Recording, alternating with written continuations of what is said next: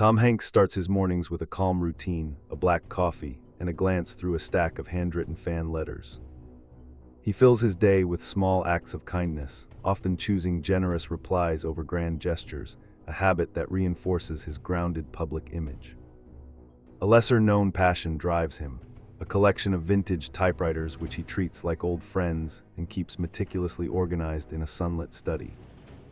A chance encounter with fans at a bookstore becomes a lesson in humility as he listens, signs, and smiles without spectacle. Those quiet rituals shape how he navigates fame, balancing warmth with privacy as the story unfolds.